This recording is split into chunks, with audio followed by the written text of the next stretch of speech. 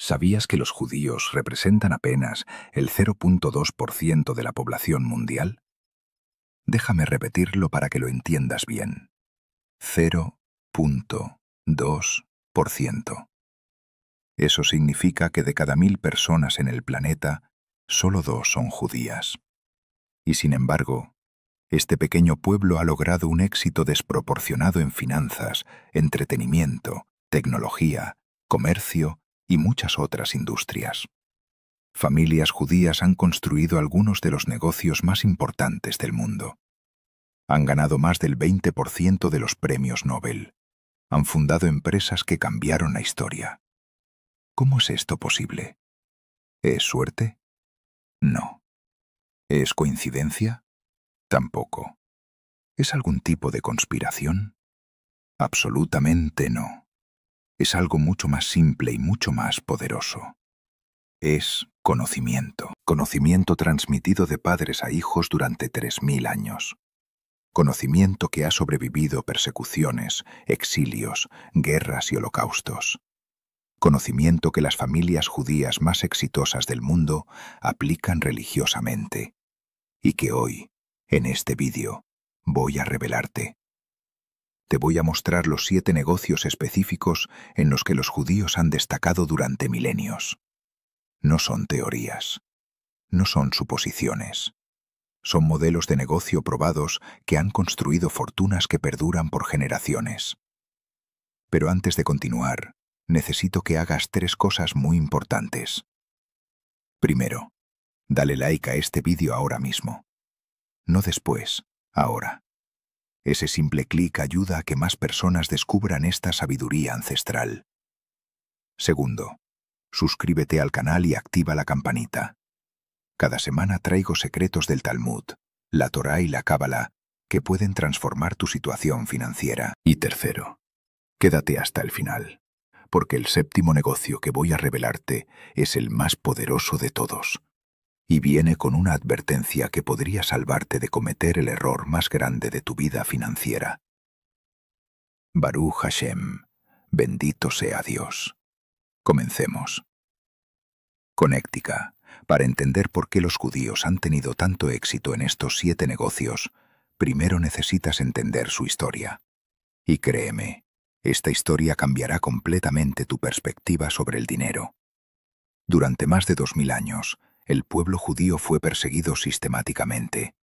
Expulsados de Inglaterra en 1290. Expulsados de Francia en 1306. Expulsados de España en 1492. Y así, país tras país, siglo tras siglo. Pero aquí viene lo fascinante. En la mayoría de estos países, a los judíos se les prohibía poseer tierras. No podían ser agricultores. No podían unirse a los gremios de artesanos. No podían ocupar cargos públicos. Las puertas de la sociedad tradicional estaban completamente cerradas para ellos. ¿Y qué hicieron ante esta adversidad? ¿Se rindieron? ¿Aceptaron la pobreza? ¿Se quejaron de su mala suerte? No. Hicieron algo mucho más inteligente. Desarrollaron lo que yo llamo la riqueza portátil. Verás, si no puedes poseer tierras que te pueden quitar, entonces posees conocimiento que nadie puede arrebatarte. Si no puedes pertenecer a gremios tradicionales, entonces creas industrias completamente nuevas. Si te cierran las puertas de la economía local, entonces construyes redes de comercio que cruzan fronteras y continentes. El Talmud, el libro central del judaísmo rabínico, dice algo profundo. Quien tiene conocimiento, lo tiene todo. Quien carece de conocimiento, ¿qué tiene? Esta frase, escrita hace más de 1500 años, contiene la esencia de la mentalidad judía hacia la riqueza. El conocimiento es el activo más valioso, porque es el único que no te pueden confiscar, robar o destruir. Y de este conocimiento nacieron los 7 negocios que voy a revelarte hoy. Estos no son negocios que los judíos eligieron al azar. Son negocios que desarrollaron estratégicamente porque cumplían con 3 criterios fundamentales. Primero, no dependían de poseer tierra o activos físicos que pudieran ser confiscados. Segundo, eran portátiles. Podían llevarse de un país a otro si era necesario huir. Tercero, se basaban en habilidades y conocimientos que podían transmitirse de generación en generación. Y aquí está lo más impresionante de todo. Estos mismos 7 negocios siguen siendo los más rentables del mundo en pleno siglo XXI. Las condiciones han cambiado, pero los principios permanecen. Así que prepárate, porque lo que vas a aprender en los próximos minutos no es solo historia. Es un mapa hacia la libertad financiera que ha sido probado durante 3000 años. Vamos con el primer negocio. Negocio número 1. El comercio y la intermediación. Este es probablemente el negocio más antiguo y más fundamental de la tradición judía. Y encierra un secreto que la mayoría de las personas jamás entiende. Escúchame bien, porque esto puede cambiar tu vida. No necesitas producir para ganar dinero. Necesitas conectar. Déjame explicarte qué significa esto. La mayoría de las personas piensan que para ganar dinero necesitas fabricar algo, crear algo, producir algo. Creen que necesitas una fábrica, maquinaria, empleados, un producto físico. Pero los judíos entendieron hace 3000 años que el verdadero poder económico no está en la producción, está en la conexión. Está en ser el puente entre quien tiene algo y quien lo necesita. El libro de Proverbios dice: el que labra su tierra se saciará de pan, mas el que sidia a los ociosos se llenará de pobreza. Muchos interpretan esto literalmente, pensando que hay que trabajar la tierra. Pero los rabinos enseñan una interpretación más profunda. Labrar significa trabajar con inteligencia, no solo con las manos. Significa cultivar oportunidades, no solo cultivos. ¿Y cuál es la oportunidad más grande? Conectar a las personas que tienen algo con las personas que lo necesitan. Durante la Edad Media, mientras los judíos estaban excluidos de los gremios de artesanos, desarrollaron vastas redes de comercio que conectaban Europa con Asia y África. Comerciaban especias, sedas, joyas y todo tipo de mercancías. No producían nada de esto, pero eran expertos en moverlo de donde sobraba a donde faltaba. Y aquí está el principio fundamental. El valor no está en el producto. El valor está en la logística, en el conocimiento de quién tiene qué, quién necesita qué y cómo conectarlos. Ahora, ¿cómo aplicas esto en el siglo XXI? Déjame contarte la historia de Roberto. Roberto era un colombiano de 45 años que trabajaba como empleado en una fábrica de textiles en Medellín. Ganaba el salario mínimo. Trabajaba 10 horas al día y después de 20 años en la misma empresa, apenas tenía unos pequeños ahorros. Un día, Roberto escuchó a su jefe hablando por teléfono con un proveedor en China. Y algo hizo clic en su cabeza. Su jefe no fabricaba nada. La fábrica no producía las telas. Solo las importaba de China, les ponía una etiqueta y las vendía a otras empresas en Colombia. Compraba a $2 el metro y vendía a 15. Roberto se preguntó, ¿por qué no puedo hacer yo lo mismo? Esa noche Roberto descubrió a Alibaba. Encontró que podía contactar directamente a los mismos proveedores que usaba su jefe. Empezó pequeño. Compró 100 metros de una tela popular. La vendió a pequeñas sastrerías de su barrio que no tenían acceso a importaciones. La primera venta le dejó $300 de ganancia. Más de lo que ganaba en 2 semanas de trabajo. 3 años después, Roberto tiene su propia empresa de importación. Factura más de $30.000 mensuales. Tiene 3 empleados. Y nunca ha fabricado un solo metro de tela. ¿Qué hizo Roberto? Aplicó el principio judío de la intermediación. Se convirtió en el puente. Ahora, quiero que entiendas algo importante. Este principio no se limita a importar productos físicos. La intermediación funciona en cualquier industria. En bienes raíces, los corredores más exitosos no compran propiedades. Conectan vendedores con compradores. En finanzas, los asesores más ricos no invierten su propio dinero. conectan inversores con oportunidades. En tecnología, plataformas como Uber, Airbnb y Amazon no producen nada. Solo conectan oferta con demanda. El Talmud dice: quien facilita el comercio, facilita la paz y la prosperidad. Pero hay un elemento adicional que hace que la intermediación judía sea especialmente poderosa: la red. Los judíos no comerciaban solos. Desarrollaron redes familiares y comunitarias que se extendían por continentes. Un comerciante judío en Venecia podía confiar en que su primo en Constantinopla honraría un acuerdo. Esta confianza les daba una ventaja enorme sobre competidores que no tenían esta red. ¿La lección? Si quieres destacar en la intermediación, construye tu red. Construye relaciones de confianza. Porque en última instancia, el comercio no se basa en productos. Se basa en confianza. Escribe ahora mismo en los comentarios: soy el puente. Decláralo, porque esa mentalidad puede transformar tu vida financiera. Y si crees que el comercio es poderoso, espera a escuchar el segundo negocio, porque este es el que realmente construyó las grandes fortunas judías. Negocio número 2. Los servicios financieros. Si el comercio es el negocio más antiguo de la tradición judía, los servicios financieros son definitivamente el más influyente. Y su historia está llena de lecciones que pueden cambiar tu relación con el dinero para siempre. Para entender esto, necesito llevarte a la Europa medieval. Durante la Edad Media, la Iglesia Católica prohibía a los cristianos practicar la usura, que era el cobro de intereses sobre préstamos. Prestar dinero y cobrar intereses se consideraba un pecado mortal. Pero aquí había un problema. La economía necesitaba préstamos para funcionar. Los reyes necesitaban dinero para guerras. Los comerciantes necesitaban capital para sus negocios. Los agricultores necesitaban financiamiento entre cosechas.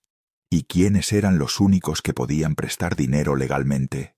Los judíos. Porque según las leyes de la época, la prohibición de usura solo aplicaba entre personas de la misma fe. Un judío podía cobrar intereses a un cristiano sin violar ninguna ley religiosa. Así que, casi por accidente histórico, los judíos se convirtieron en los banqueros de Europa.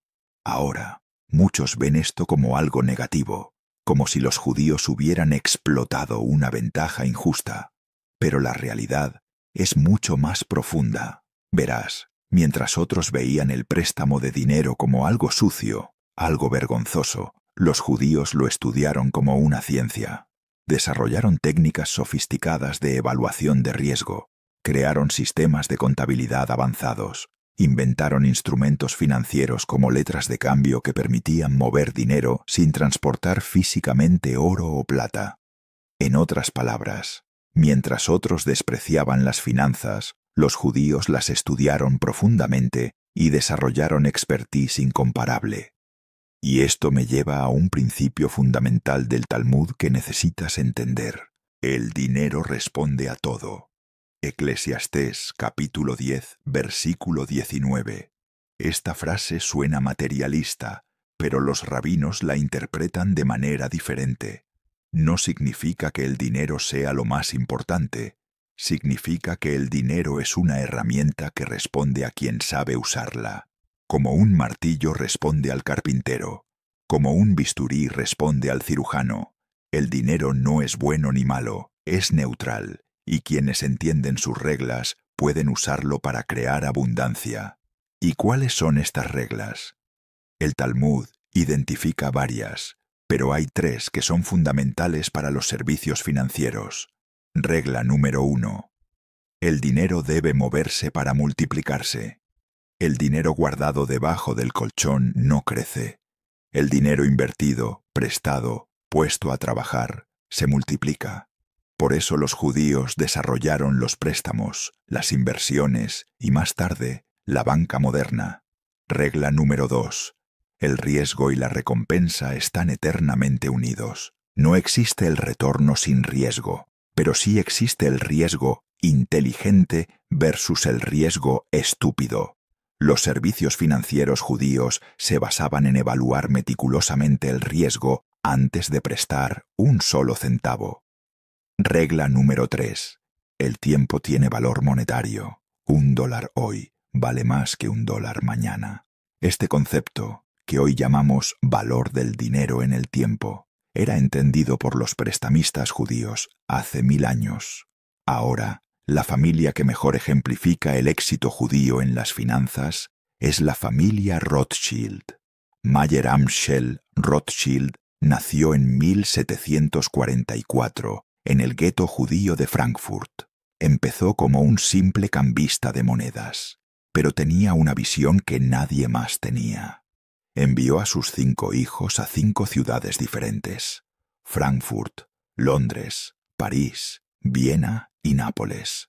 Cada hijo estableció una casa bancaria, y estas 5 casas operaban como una sola red. Mientras otros bancos operaban localmente, los Rothschild podían mover dinero a través de toda Europa en días. Financiaron proyectos de infraestructura, financiaron ferrocarriles, ayudaron a financiar gobiernos enteros. Para 1850, los Rothschild habían acumulado una de las fortunas más grandes de la historia. Y su éxito se basaba en un solo principio: entender el dinero mejor que nadie. Pero no necesitas ser un Rothschild para aplicar estos principios. Déjame contarte la historia de Miriam. Miriam era una contadora de Buenos Aires. Trabajaba para una firma grande, ganaba un buen salario, pero se sentía atrapada. No tenía tiempo para su familia. No veía un futuro de crecimiento. Un día, un amigo le pidió consejo sobre sus finanzas personales. Miriam le ayudó a organizar su presupuesto, reducir deudas y empezar a invertir pequeñas cantidades. El amigo quedó tan agradecido que le contó a otro amigo, y ese amigo a otro. Miriam empezó a cobrar por sus asesorías. $50 por sesión, luego 100, luego 200. Renunció a su trabajo y abrió su propia práctica de asesoría financiera. 5 años después, Miriam tiene una agencia con 12 empleados. Maneja las finanzas de más de 500 familias. Factura más de $80.000 al mes. ¿Qué hizo Miriam? Aplicó el principio judío de los servicios financieros: ayudar a otros a entender y manejar su dinero. Y aquí está lo hermoso: los servicios financieros no requieren grandes inversiones para empezar, solo requieren conocimiento.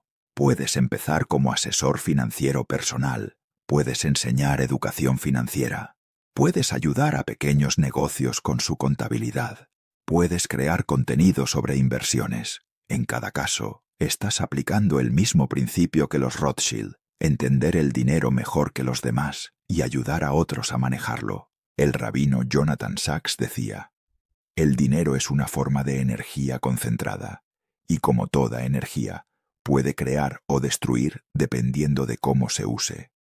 Aprende a manejar esa energía y nunca te faltará abundancia. Pero si los servicios financieros construyen fortunas, el tercer negocio las preserva por generaciones. Y es el favorito de las familias judías más antiguas. Antes de continuar, si estás aprendiendo algo valioso, demuéstralo con un like.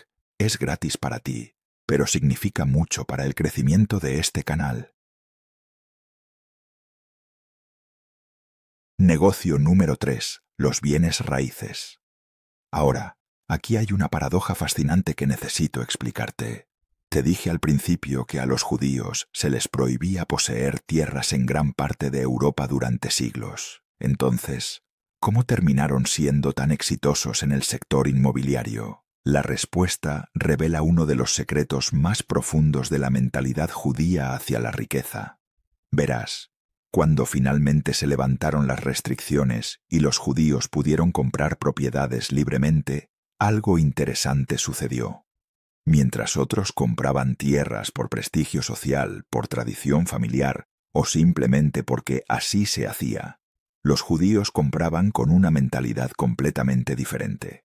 Compraban con mentalidad de inversión. El Talmud tiene una enseñanza que toda familia judía conoce: Un hombre siempre debe dividir su dinero en 3 partes, 1/3 en tierra, 1/3 en mercancía y 1/3 disponible en mano.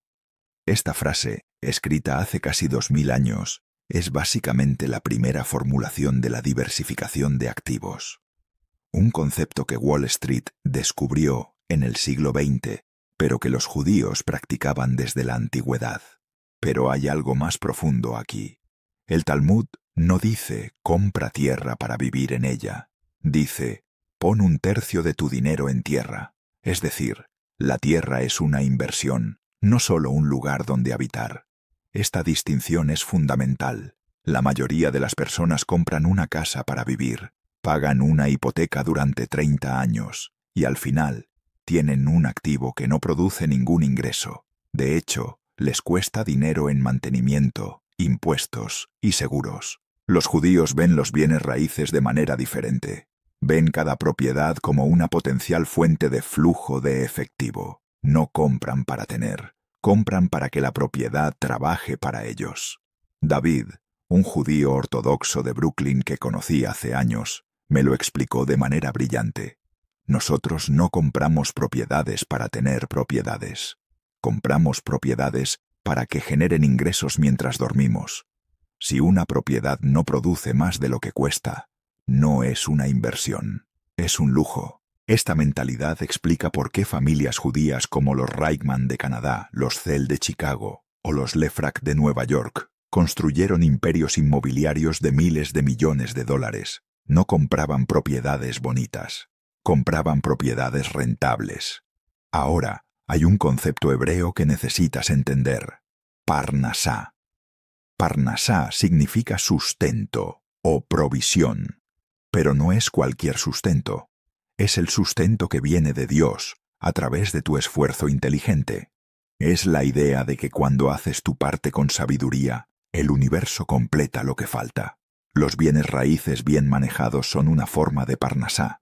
Tú haces el trabajo inicial de encontrar, comprar y preparar la propiedad, y luego la propiedad te genera ingresos mes tras mes, año tras año, incluso cuando estás durmiendo. Pero aquí está el error que comete la mayoría de las personas. Piensan que necesitan mucho dinero para empezar en bienes raíces. Esto es completamente falso. Déjame contarte la historia de Samuel. Samuel era un maestro de escuela en Ciudad de México. Ganaba un salario modesto. No tenía ahorros significativos, pero tenía algo más valioso: conocimiento. Samuel estudió el mercado inmobiliario de su zona. Aprendió a identificar propiedades subvaluadas. Y entonces encontró su oportunidad. Un vecino anciano quería vender su casa, pero no sabía cómo. Tenía miedo de los trámites, de los fraudes, de todo el proceso. Samuel se ofreció a ayudarle. Samuel no tenía dinero para comprar la casa, pero encontró un comprador que sí lo tenía. Conectó al vendedor con el comprador y por facilitar la transacción se quedó con una comisión de $5,000. ¿Te suena familiar? Es el negocio número 1, intermediación, aplicado a bienes raíces. Samuel usó esa comisión como pago inicial para su primera pequeña propiedad, un departamento modesto que rentó inmediatamente.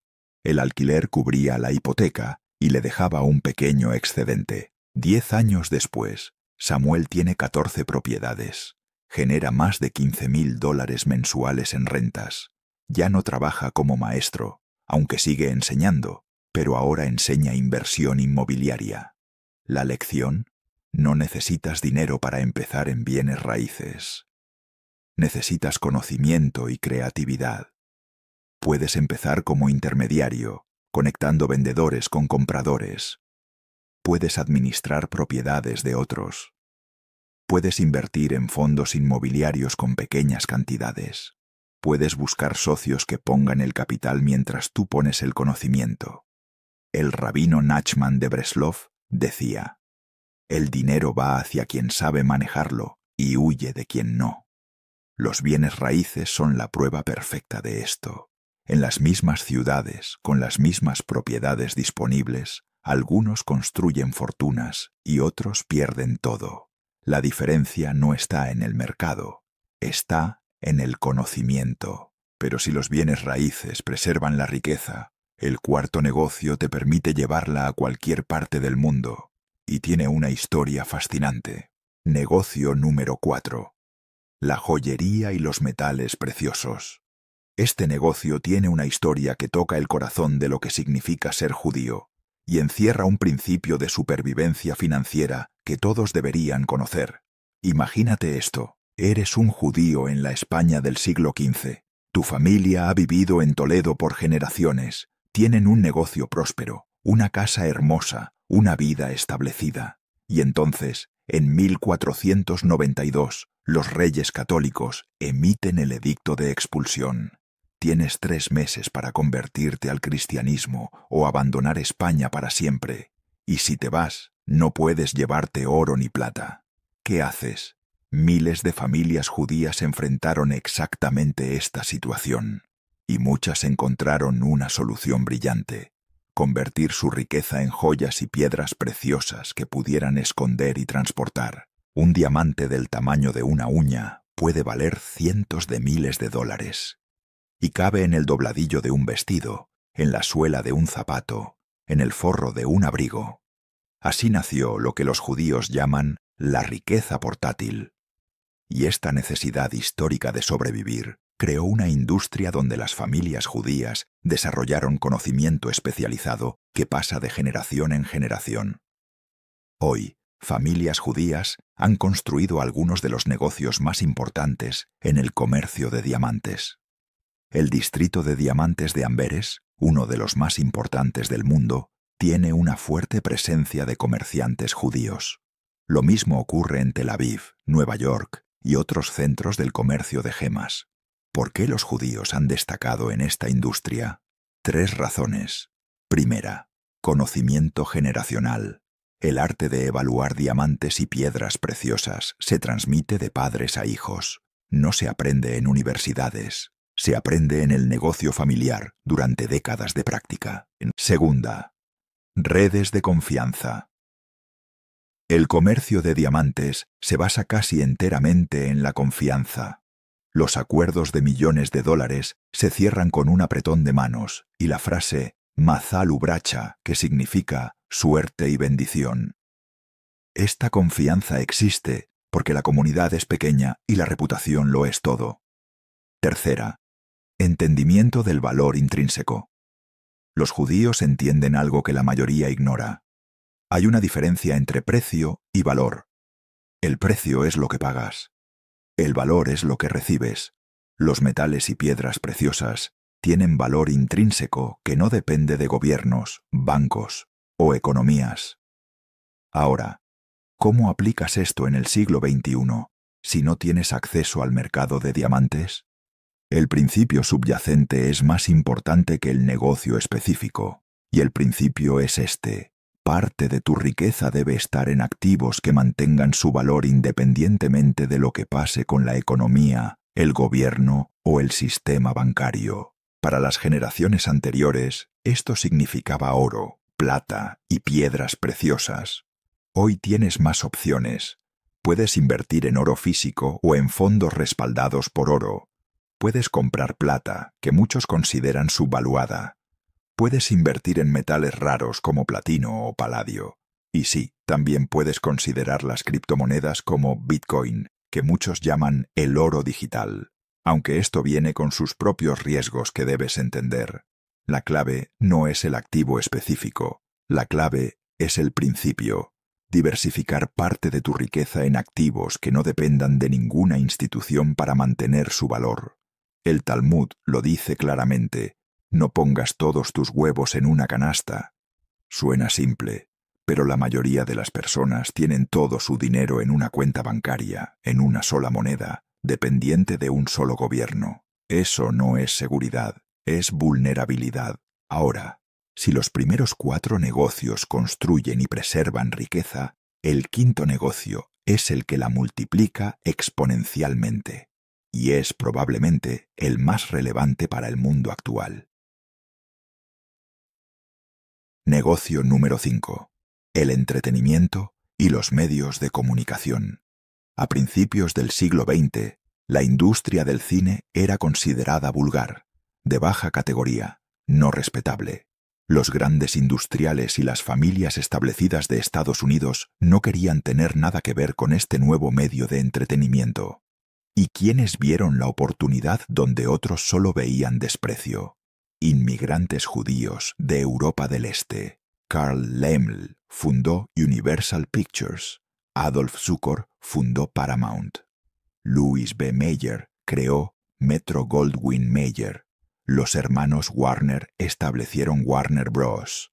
William Fox fundó lo que se convertiría en 20th Century Fox. Todos judíos, todos inmigrantes, todos viendo oportunidad donde otros veían algo despreciable. ¿Por qué los judíos fueron pioneros del cine de Hollywood? Varias razones. Primera, no tenían nada que perder. Como inmigrantes recientes, no tenían reputación social que proteger. No les importaba si la buena sociedad consideraba el cine como algo inferior. Segunda, entendían el poder de las historias. La tradición judía es fundamentalmente una tradición de historias. La Torá, el Talmud, la Agadá de Pesaj, todo se transmite a través de narrativas. Los judíos sabían, quizás mejor que nadie, que las historias tienen el poder de inspirar, emocionar y conectar con las personas. Tercera, venían de una tradición de entretenimiento.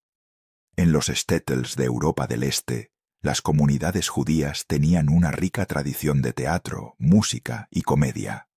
Muchos de los fundadores de Hollywood venían de este mundo. Y aquí está el principio fundamental que necesitas entender. El entretenimiento no es frívolo. Es uno de los negocios más poderosos que existen, porque el entretenimiento captura la atención, y la atención es la moneda más valiosa del siglo XXI. Piénsalo así. ¿Qué es más escaso hoy en día, el dinero o la atención?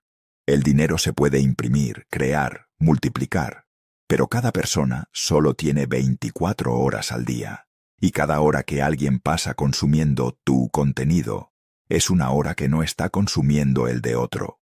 Los fundadores judíos de Hollywood entendieron esto intuitivamente, y los emprendedores judíos modernos como Mark Zuckerberg, Sergey Brin y Larry Page de Google, o los fundadores de WhatsApp, lo aplican de manera digital. Todos están en el mismo negocio fundamental: capturar y monetizar la atención humana. Ahora, ¿cómo aplicas esto a tu vida? Vivimos en una era donde cualquiera puede entrar en el negocio del entretenimiento y los medios. No necesitas un estudio de Hollywood. No necesitas millones de dólares. Solo necesitas un teléfono inteligente y una conexión a Internet. YouTube, TikTok, Instagram, podcasts, blogs. Todas estas son plataformas donde puedes construir una audiencia y monetizarla. Y aquí está el secreto que la mayoría no entiende. No necesitas millones de seguidores para ganar dinero. Necesitas una audiencia comprometida, aunque sea pequeña. El concepto se llama 1000 fans verdaderos. Si tienes 1000 personas que realmente valoran lo que creas, y cada una te paga $100 al año a través de productos, servicios, membresías o donaciones, esos son $100.000 anuales. Déjame contarte la historia de Raquel. Raquel era una ama de casa en Lima, Perú.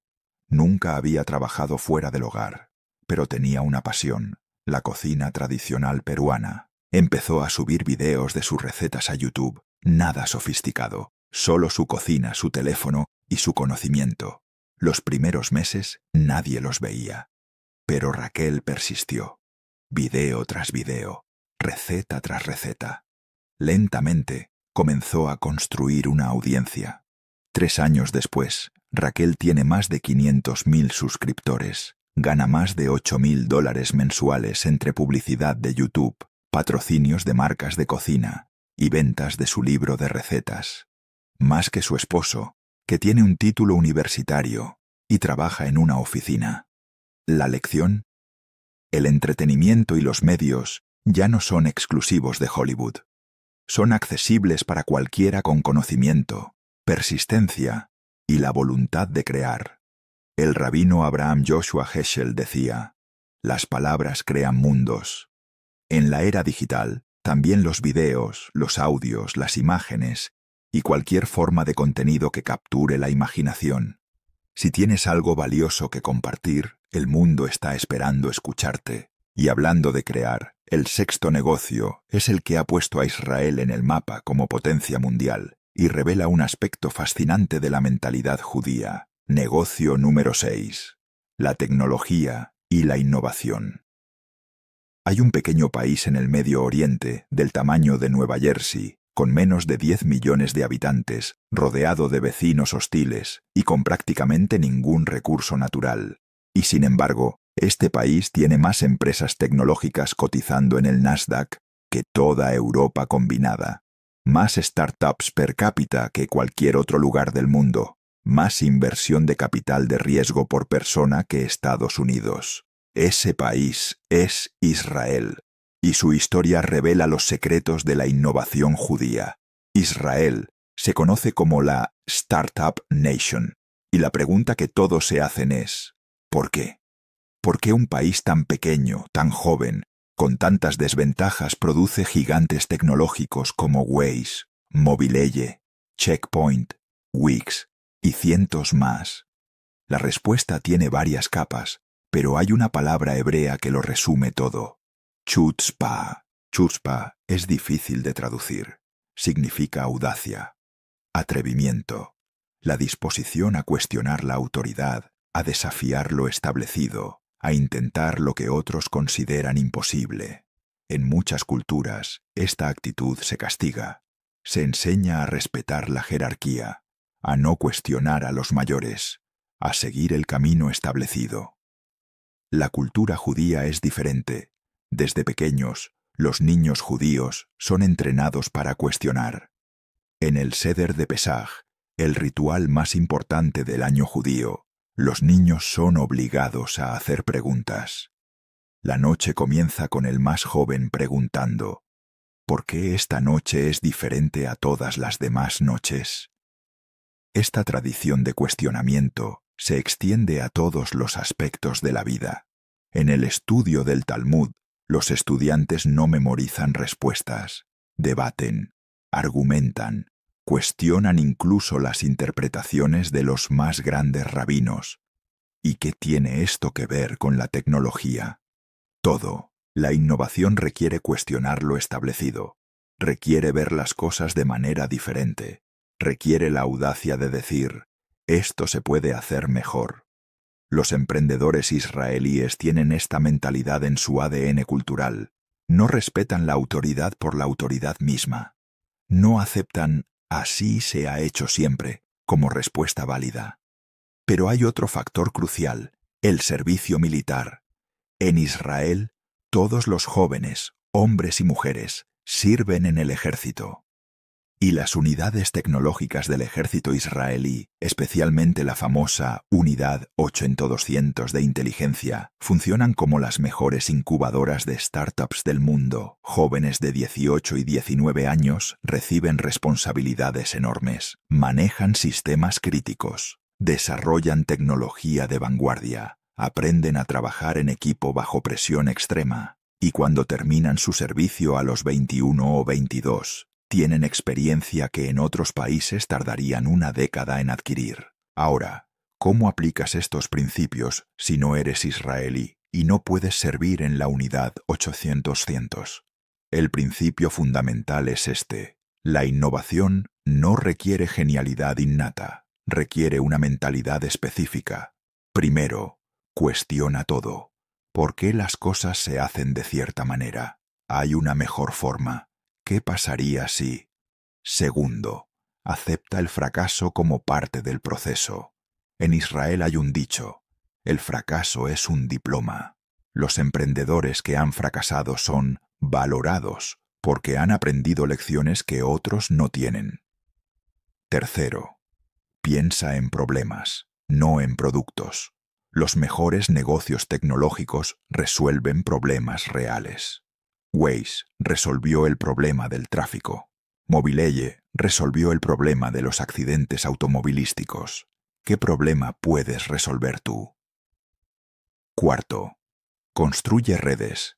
El ecosistema israelí funciona porque todos se conocen. La comunidad es pequeña y colaborativa. Incluso competidores comparten información y recursos. Déjame contarte la historia de Daniel. Daniel era un joven de Guadalajara, México. No tenía educación en tecnología. No sabía programar. Pero tenía un problema que quería resolver. Su madre, que vendía artesanías, perdía mucho tiempo tratando de cobrar a clientes que le debían dinero. El proceso era manual, desorganizado, frustrante. Daniel pensó, debe haber una mejor manera. Aprendió lo básico de programación por su cuenta. Creó una aplicación simple que ayudaba a pequeños comerciantes a rastrear y cobrar deudas. Nada revolucionario, solo una solución a un problema real. 4 años después, esa aplicación tiene más de 50.000 usuarios en México y Centroamérica. Daniel levantó inversión de un fondo de Silicon Valley y su empresa está valorada en varios millones de dólares. ¿Tenía Daniel ventajas especiales? No. Tenía una mentalidad de innovación. El Talmud dice, no es tu obligación completar la tarea, pero tampoco eres libre de abandonarla. En tecnología, esto significa, no necesitas crear la próxima gran revolución, solo necesitas empezar, resolver un problema, mejorar una cosa y construir desde ahí. Y ahora llegamos al séptimo y último negocio, el más sagrado en la tradición judía y el que tiene el mayor potencial de cambiar tu vida para siempre. Pero antes, déjame recordarte, si has llegado hasta aquí, eres parte del 10% de espectadores que realmente están comprometidos con mejorar su vida financiera. Dame un like para celebrar tu compromiso. Negocio número 7. La educación y la transmisión del conocimiento. Este es, sin duda, el negocio más importante de todos, el más antiguo, el más sagrado y, paradójicamente, el más ignorado por quienes buscan riqueza rápida. Pero aquí está la verdad que las familias judías más exitosas entienden. Los 6 negocios anteriores pueden hacerte rico, pero solo este séptimo puede hacer que tu riqueza perdure por generaciones. Déjame explicarte por qué. Hay un proverbio judío que dice, no dejes a tus hijos riqueza, déjales la capacidad de crearla. Esto suena contradictorio. ¿Por qué no dejarías dinero a tus hijos? Porque el dinero se puede perder, se puede robar, se puede devaluar, pero el conocimiento se multiplica cuando se comparte. Los judíos tienen una obsesión cultural con la educación que no tiene paralelo en ninguna otra comunidad. En el siglo I, cuando la tasa de alfabetización en el Imperio Romano era menor al 10%, prácticamente todos los hombres judíos sabían leer y escribir. ¿Por qué? Porque la ley judía obligaba a los padres a enseñar la Torá a sus hijos. Y para estudiar la Torá, necesitas saber leer. Esta tradición de educación universal, establecida hace 2000 años, creó una ventaja competitiva que persiste hasta hoy. Pero hay algo más profundo aquí. El Talmud dice, quien enseña a su hijo, enseña también a los hijos de sus hijos. Esto significa que la educación es el único activo que se multiplica con el tiempo, en lugar de degradarse. Si te doy $1 y lo gastas, ya no existe. Si te doy un pedazo de tierra, con el tiempo se puede erosionar, ser confiscado, perder valor. Pero si te doy conocimiento, no solo lo conservas para siempre, sino que puedes transmitirlo a otros sin perderlo tú. ¿Y cómo se convierte esto en un negocio? De muchas formas. Puedes enseñar directamente, como tutor, mentor o coach. Puedes crear cursos online que vendan mientras duermes. Puedes escribir libros que transmitan tu conocimiento a miles de personas. Puedes construir escuelas o academias que institucionalicen tu enseñanza.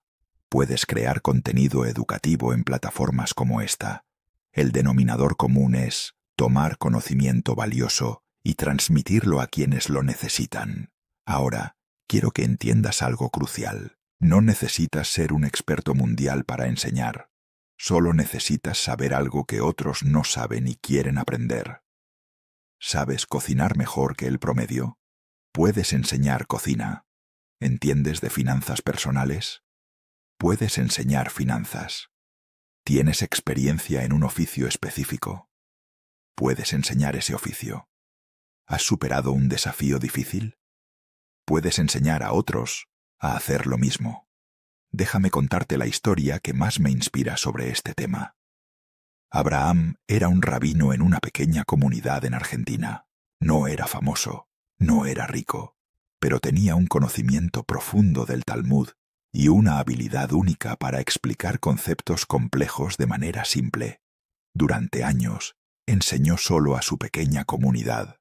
Unas 20 personas asistían a sus clases semanales. Un día, uno de sus estudiantes sugirió grabar las clases y subirlas a Internet. Abraham se resistió al principio. ¿Quién querría ver a un viejo rabino hablando de textos antiguos? Finalmente aceptó, más para complacer a su estudiante que por convicción real. 10 años después, Abraham tiene más de 2 millones de seguidores en diferentes plataformas. Sus videos han sido vistos cientos de millones de veces. Personas de todo el mundo, judías y no judías, estudian sus enseñanzas. Y lo más importante, Abraham ha formado a cientos de otros maestros que ahora transmiten su metodología. Su conocimiento se multiplica exponencialmente, incluso cuando él no está enseñando. Eso es el verdadero poder de la educación como negocio. Ahora, quiero darte una advertencia. Y esta es la advertencia que prometí al principio del video. La educación es el negocio más poderoso, pero también el más responsable. Cuando enseñas, influyes en la mente de otras personas, moldeas su pensamiento, afectas sus decisiones. Por eso, el Talmud advierte, quien enseña algo incorrecto es como si destruyera un mundo entero. Si vas a entrar en el negocio de la educación, hazlo con integridad. Enseña lo que realmente sabes. Admite lo que no sabes. Nunca sacrifiques la verdad por el dinero, porque el conocimiento mal transmitido no solo daña a quien lo recibe, daña tu alma. Pero el conocimiento bien transmitido, ese te bendice a ti y a todas las generaciones que vienen después de ti.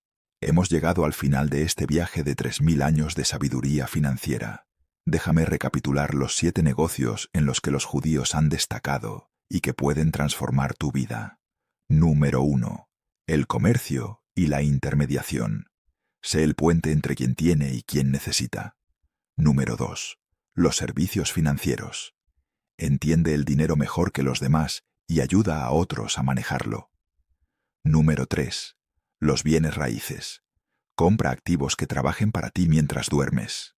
Número 4. La joyería y los metales preciosos. Mantén parte de tu riqueza en activos de valor intrínseco. Número 5. El entretenimiento y los medios. Captura la atención y construye audiencias. Número 6. La tecnología. Innova, cuestiona, resuelve problemas. Número 7. La educación. Transmite conocimiento valioso y multiplica tu impacto. Pero quiero que entiendas algo fundamental. Estos 7 negocios son vehículos. Son formas de canalizar tu energía y crear riqueza. Pero ninguno de ellos funcionará sin el elemento más importante. Tú, tu mentalidad, tu persistencia, tu capacidad de aprender y adaptarte, tu disposición a empezar pequeño y crecer con el tiempo. El rabino Hillel, uno de los más grandes sabios del judaísmo, dijo hace 2000 años, «Si no soy para mí, ¿quién será para mí? Y si soy solo para mí, ¿qué soy? Y si no es ahora, ¿cuándo?» Esta triple pregunta resume toda la filosofía judía del éxito. Primero, toma responsabilidad por tu propia vida. Nadie vendrá a salvarte. Segundo, una vez que tengas éxito, úsalo para ayudar a otros. La riqueza egoísta es riqueza vacía. Tercero, no esperes el momento perfecto. El momento perfecto es ahora. Así que aquí está mi desafío para ti. De los 7 negocios que te presenté hoy, ¿cuál resonó más contigo? ¿Cuál se alinea con tus habilidades, tus intereses, tu situación actual? Quiero que lo escribas en los comentarios. No solo el número. Cuéntame por qué ese negocio te atrajo. Cuéntame qué primer paso vas a tomar esta semana. Porque el conocimiento sin acción es solo entretenimiento. Y tú no estás aquí para entretenerte. Estás aquí para transformar tu vida. Si este video te aportó valor, si aprendiste algo que puede cambiar tu situación financiera, entonces dame un like y suscríbete al canal.